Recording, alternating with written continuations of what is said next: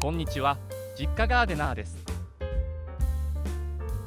普段はアパート暮らしですが、ガーデニングが好きで実家の庭をいじっています。今回は時期外れですが、2月の実家庭レポートです。そうです、編集をサボりすぎているのです。残念ながら枯れてしまったローズマリーの代わりに植える植物を買ってきたり、玉すだれの株分けなどを行いました。ぜひ最後までご覧ください。このチャンネルでは両親のために実家のお庭をリメイクしていきます。初心者がガーデニングをしているので先輩方、間違っていたら教えてください。それではスタートします。アパート庭は水を切らし気味で管理しています。無事冬を越してくれることを願っています。そしてこれを衝動買いしちゃいました。土佐水木という植物です。なんとこの大きさで500円。これは誰でも買っちゃいますよね。ということでこれとともに実家に帰ります。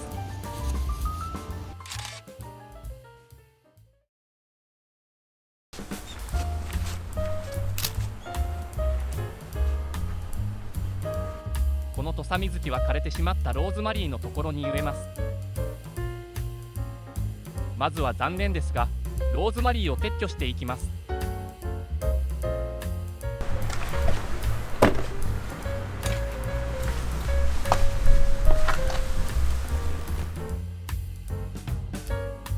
剪定バサミでは硬すぎて切れない。ノコギリに変更します。予想以上に硬すぎますね。この幹がかっこいいのでこのまま残してしまおうかな。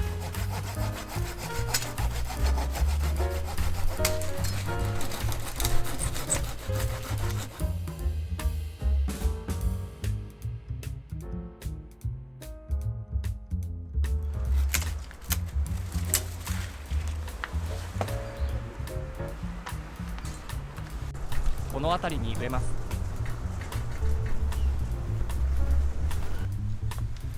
木杭が少し余っていたので使います。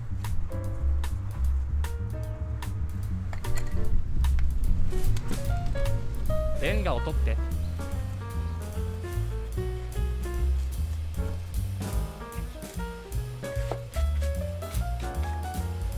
雑草を抜いて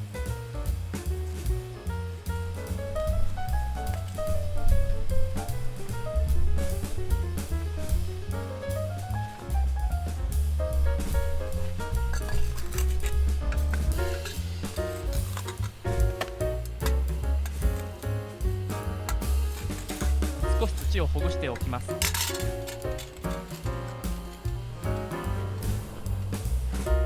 杭を優しく打ち込みます。木なので強く叩きすぎると割れてしまいます。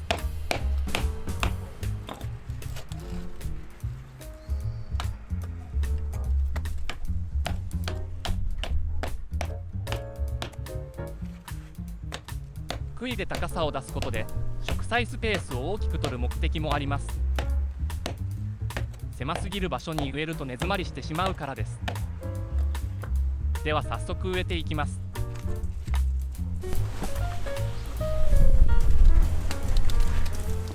意外と根張りがなかったです。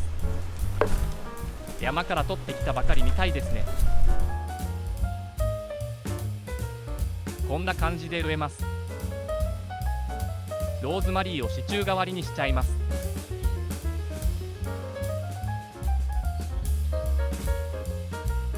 土を盛るよう植えていきます。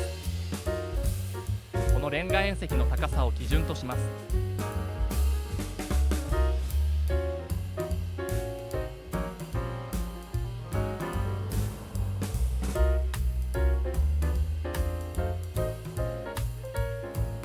微妙に木杭が足りず土がこぼれてくる。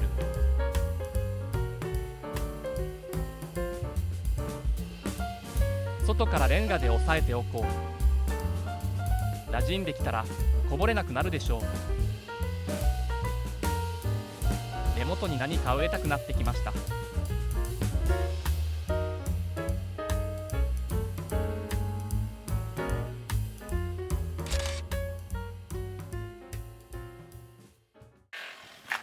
玉すだれを植えようと株分けします。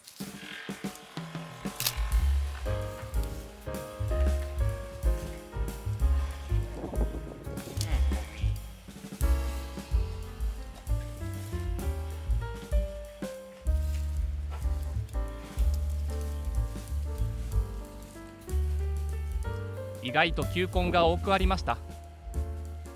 20個くらいありそうです。この辺りは寂しいと感じていたので、3個ずつくらいに分けて植えていきましょう。1年でこんなに増えてるとは思いませんでした。根っこはあまり絡み合っていないので、つるりと株分けできます。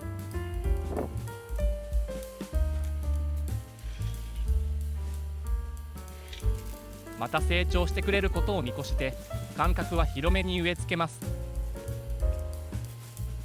植え付け直後は寂しいかなと感じるくらいがちょうど良いのです。葉っぱを埋めてしまわないように土をかぶせます。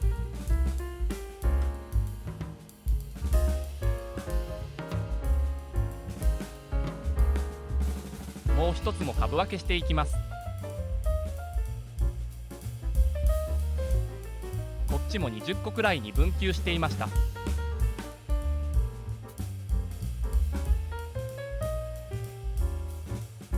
そもそも玉すだれってお店で売っていますか？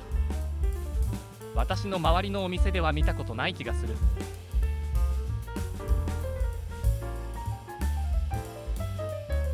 けど近所のお庭には玉すだれ率が高い気がする。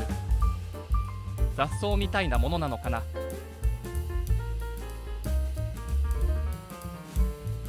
皆さんのお庭には玉すだれっていますか？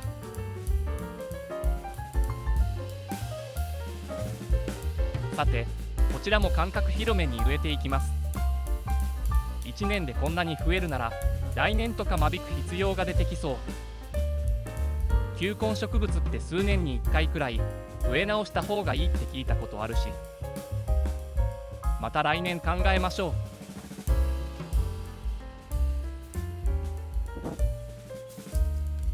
最後に株元を軽く押さえて、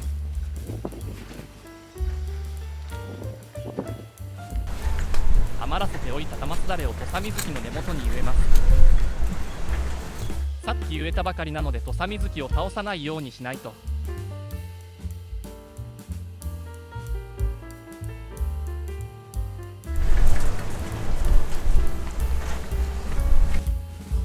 風で倒れてしまいそうだったので支柱を立てます。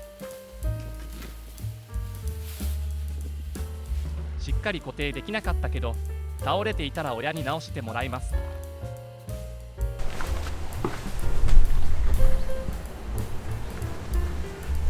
土佐水木はちゃんと芽が膨らんできています。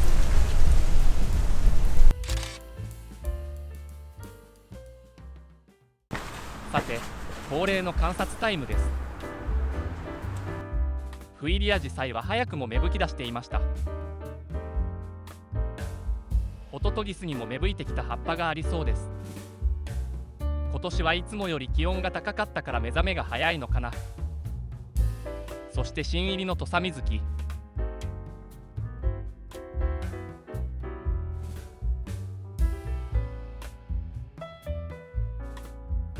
ここのコンクリート部分が見えなくなりそうだからいい感じになりそう。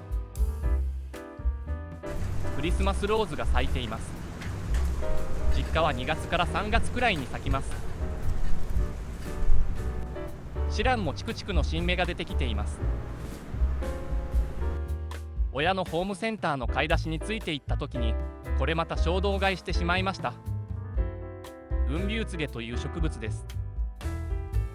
セールで半額になっていました。雲龍の名の通り曲がりくねった枝が特徴です。椿エリアのヒューケラの代わりになると思って買ってきました。ここは夏に日が当たるようになるエリアです。つげなので成長も穏やかでしょう。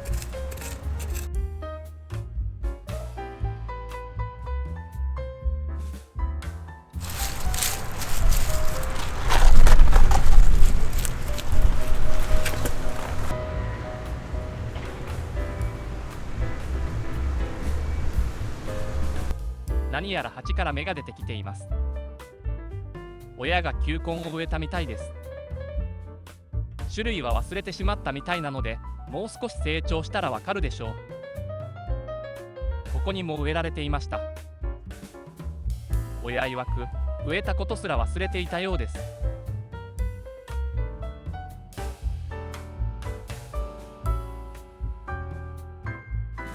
そして八角蓮の芽も出てきていました。ゆるっとした芽が特徴です。と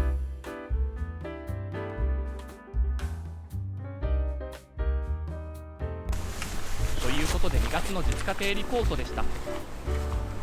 次回も時期外れですが、3月のリポートです。